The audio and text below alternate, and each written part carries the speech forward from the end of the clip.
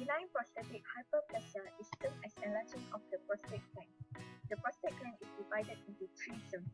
The first one, peripheral zone, which contains the majority of the prostatic glandular tissue.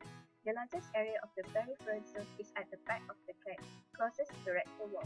The second one is central zone, which is the area that surrounds the ejaculatory duct. And the last one is transition zone, which surrounds the urethra as it enters the prostate gland. It is small in young adults, but it grows throughout life, taking up a bigger percentage of the gland and is responsible for BPH. Prostate enlargement involves several factors. Ordinarily, all cells have a pre-programmed cell death component. They function for a specific period of time, and then they die off and be replaced by other cells. It's a regulatory component of our genetic makeup called apoptosis. In the prostate, there is a normal turnover. So, the cells die and new cells are created. If that balance is interrupted, that leads to a problem such as BPH. In BPH, there is an increase in proliferation, which increases in new cell production. There is increase in angiogenesis, which is formation of the small vessels, and there is a decrease in apoptosis, which is a normal cell death cycle is prolonged and the accumulation of the cell. In prostate, the fibromuscular zone which is made up of stromal tissue is stimulated by androgen called dihydrotestosterone (DHT). DHT is a result of conversion from serum testosterone within the prostate cell by C.5 alpha reductase. DHT will direct the androgen receptor on stromal cells to stimulate the growth of smooth muscle cells, thus promotes the prostate cell proliferation and suppress apoptosis. So, it blocks the programmed cell death process. As males get older, they have increase in receptive growth factor, which contributes to cell proliferation. They also have increase in estrogen level. In BPH, the level of testosterone and DHT do not increase, but the androgen receptor itself, which becomes hyperactive. This hyperactive is might caused by the action of estrogen, which priming the androgen receptor leads to hyperplasia. Increasing number of the cells will increase the size of the prostate gland. The increasing size of the gland will push up against the fibrous capsule and cause an increase in the intraglandular pressure of the urethra. With smooth muscle hyperplasia, there is an increase in smooth muscle zone, pre-prostatic sphincter, and anterior fibrous zone. The bigger gland can also push the bladder up, cause compression of the dead-structure sphincter. The increase in the intraglandular pressure, smooth muscle zone, and compression of the dead-structure sphincter will lead to acute urinary retention, lower urinary tract symptoms, and bladder outlet obstruction, which are clinical manifestations of BPH.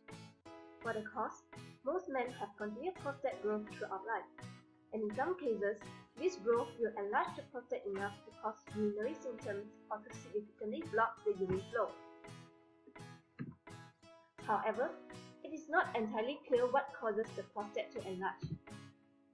It might be due to the changes in the balance of sex hormones as men grow older. There are a few risk factors that may lead to BPH. Firstly, aging. Prostate gland enlargement rarely causes any signs and symptoms in men younger than the age of 40, and about one-third of men experience moderate to severe symptoms by the age of 50, and about half to do so by the age of 80. Second, family history.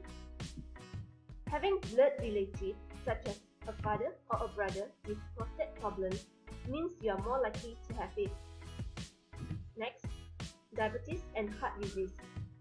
Studies show that diabetes as well as heart disease and the use of beta blockers may increase the risk of BPH. Lastly, lifestyle. Obesity increases the risk of BPH, while exercise can lower your risk. There are several signs and symptoms of BPH. Frequent or urgent needs to urinate, increased frequency of urination at night, which is also known as nocturia, difficulty in starting urination, weak urine flow or a stream that stops and starts, dribbling at the end of urination, and lastly, inability to empty the bladder completely. For the diagnosis for BPH, it includes the medical history of the patient, physical examination including the digital rectal exam, and urinalysis. A wide variety of treatments are available for enlarged prostate, including the pharmacological intervention and surgery. However, watchful waiting is a recommended strategy for patients with BPH who have mild symptoms. So, if your symptoms are tolerable, you might decide to postpone your treatment and simply monitor your symptoms. Today, we will focus on the pharmacological intervention used to treat the benign prostate hyperplasia, which include the first, alpha blocker agents, 5-alpha reductase inhibitors, combination therapy, phosphodiesterase 5 enzyme inhibitors, muscarinic receptor antagonists, and phytotherapeutic agents. First, we will talk about the alpha blockers, which is the first-line therapeutic option for men with bothersome symptoms who desire treatment. These agents work by relaxing the bladder neck muscles and muscle fibers in the prostate, making the urination easier. Alpha blocker agents can be subdivided into selective short-acting alpha-1 blockers, selective long-acting alpha-1 blockers, and partially subtype selective agents.